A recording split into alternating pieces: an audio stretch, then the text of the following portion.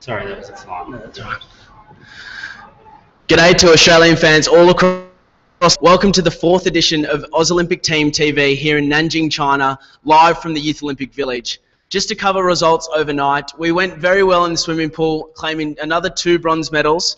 A special mention to Brianna Throssell, who has now received 3 bronze medals from 2 days of competition. And a special mention also to the women's rugby sevens team, who are now into the semi-finals. And also, it was a great effort by our fencer, Ned Fitzgerald, who had just came 5th out of 13 people in the men's foil individual competition today. Unfortunate for him, but he was going into the competition ranked number 11, so it's an amazing effort to come out ranked 5th. Firstly, on to today. Joining me today is Patrick Murphy, who is an Olympic bronze medalist and also here in Nanjing is an athlete role model. And also a YOG athlete, Angus Thompson, who is canoe kayaker for the Australian Youth Olympic Team. Thanks for joining me, guys. Thank you. Firstly to you, Pat, just talking about the swimmers last night and winning the bronze medal. You've won a bronze medal yourself. How does it feel to actually stand up on the podium and receive and put it over your neck? Yeah, it's fantastic for the swimmers to be able to achieve such an amazing result. You know, some of the teams that they're putting together and some of the athletes here are very fast swimmers. We've got world champions all the way to, I suppose, making world championship finalists. So the guys are swimming very well, and from my perspective, putting on a bronze medal was fantastic. I could only imagine what a silver or gold would feel like, because winning a bronze was, it was unbelievable. So it was an unbelievable experience, and to share that with teammates in the relay in terms of the other 3 guys was fantastic, and I wouldn't want it any other way. And of course, you are here in Nanjing as an athlete role model, or here to share your experience and how you've become an Olympic champion. How has the athlete role model been for you since you've been in Nanjing? Yeah, it's been great. So I've been here for about 4 or 5 days now, and I've been able to take part in all the cultural and educational activities that the IOC have put on, and it's been great to be, I suppose, pass on my knowledge and experience to not only the Australian athletes, but the rest of the Olympic community. Yeah. Perfect. And also last night, your youth athletes, as well as Angus Thompson, joined into a live talk show called Chat with Champions. You were there alongside a Canadian athlete, Heather Moyes, and also a French athlete from judo. How was that live chat show? And then also the athletes could ask you any questions they want in all different languages, and there was a bunch of translators there. So how was that experience for you? I've never had an experience like that before in terms of translation. So there's 6 different languages, and to have, we had a bobsled or gold medalist or dual gold medalist, and we had the French taekwondo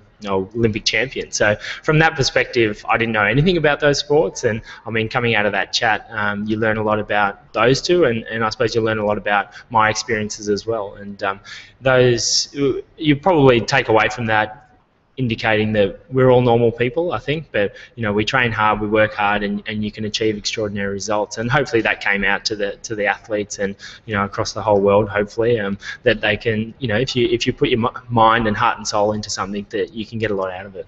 In the show last night, you did mention growing up, trying to beat your brother in the swimming pool. Just tell us about that, and growing up in Fiji, how was that for you? Yeah, it is, and it's great to see the Fijians here, and there's, I suppose, a strong connection with myself, and they're always, that's where I grew up, and I always sort of get drawn into their friendly nature, and Fiji is a hot place, and you're always floating around in the pool, and that's probably why I sort of got into swimming. But then when I realised that I could beat my brother, that probably excelled me even more in wanting to do a lot, or swim a lot faster and do a lot better, and here I am today, I suppose. Perfect, great to hear. On to you, Angus. As Patrick Murphy's been your Champ Connect before the Youth Olympic Games and has told you how to handle the pressure and how to handle competition, how has that been for you? Yeah, it was great having that extra knowledge before I came here, especially from an Olympian like Patrick Murphy. But it was awesome seeing him here in flesh, giving even more knowledge at the Chat with Champions last night, and he's definitely given me heaps of knowledge before I came here and prepared me well. Speaking about preparing yourself, you've got competition in a few days. How are you feeling ahead of that? I'm feeling okay. Definitely getting more and more nervous as each days pass, but I'm feeling pretty physically well and mentally well, so I'm looking forward to it. The Youth Olympic Games kayaking course is much different to the Olympic Games course. Can you tell us about that? Well, the Olympic Games is well, it's all white water, and you negotiate your way through the gates. But here it's all flat water, so there's and it's head to head. So there'll be 2 ramps where each paddler starts, and you slide down the ramp, and there's about 8 boys set up 4 in a row on each side, and it's practically a zigzag through them all up and back.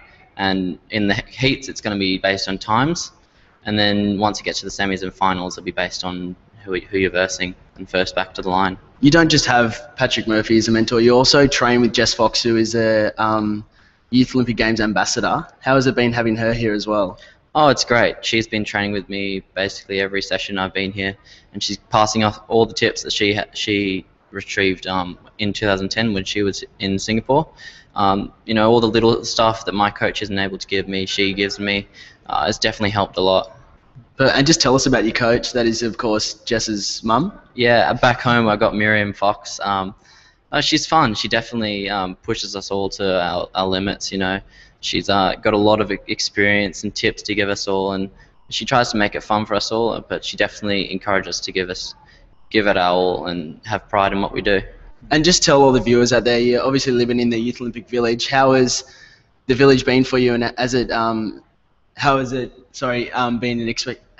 delivered your expectations? Has it delivered to your expectations? Oh, definitely. It's exceeded my expectations.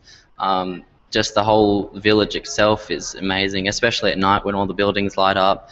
But all the people around make it that much better. You know, all the different countries coming up and greeting you, swapping pins, and then you have the dining hall, which is like got all the food you want. You know, you just walk up there whenever you want. Have too much food before competition, should you? No, I can go there a lot once I'm done. But overall, it's just amazing. You know, it's so overwhelming every time I walk out of my room. It's crazy. Perfect. That's great to hear. Last words with you, Patrick. Yeah. You fly home tomorrow to Australia, you said. Do you have any final words for the Aussie team with, 9 days to go of competition? 9 days. I suppose everyone's in different parts of their preparation or their Youth Olympic Games experience. So all I would say to them, and hopefully that was the message that we got across yesterday with the Chat for Champions, is to have fun.